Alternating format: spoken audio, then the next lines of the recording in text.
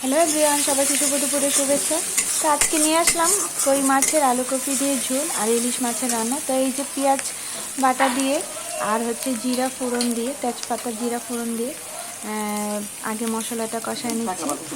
তো এখানে আরও অন্যান্য মশলা দিয়ে দিচ্ছে, বাটা মশলা, আদা জিরে বাটা আর হচ্ছে শুকনো মরিচের গুঁড়ো, হলুদের গুঁড়ো, এগুলো সব মিক্স করে কিছুক্ষণ নেড়ে এটার মধ্যে মটরশুঁটি দিয়ে দিয়েছে। তো মটরশুঁটি দিলে শীতকালে যে কোনো তরকারি খুব ভালো লাগে।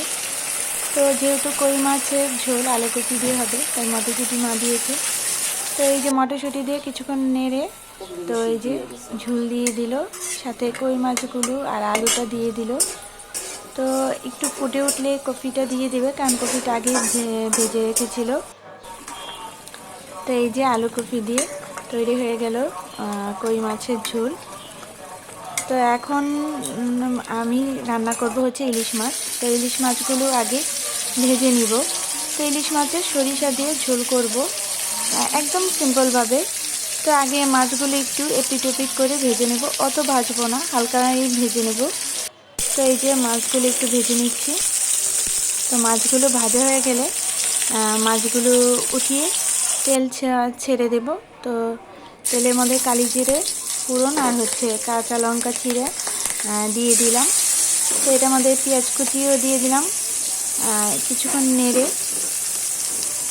নেড়ে ওটার মধ্যে টমেটো অ্যাড করব।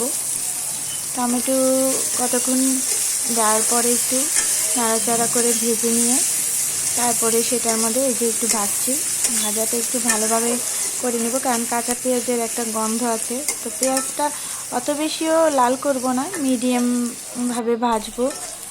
তো এই যে পেঁয়াজটা মোটামুটি ভাজা হয়ে গেছে।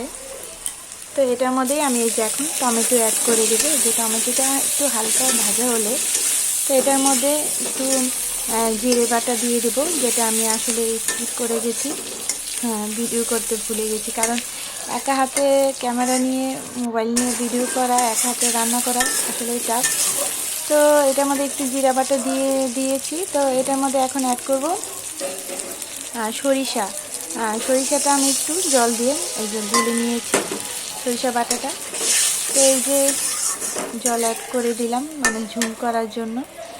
তো এটার মধ্যে একটু ঝোলটা যখন ফুটে উঠবে তখনই মাছগুলো ছেড়ে দেব। তো এটা একদম সিম্পল, মানে শুধু জিরা বাটা ছাড়া আর সরিষা বাটা ছাড়া অন্য কোনো মশলা আমি দিইনি। এই যে মাছগুলো অ্যাড করে দিচ্ছি। তো এটা খেতে কিন্তু দুর্দান্ত হয়েছে। আর হ্যাঁ, নামানোর আগে অবশ্যই একটু চিনি দিয়ে দিবেন।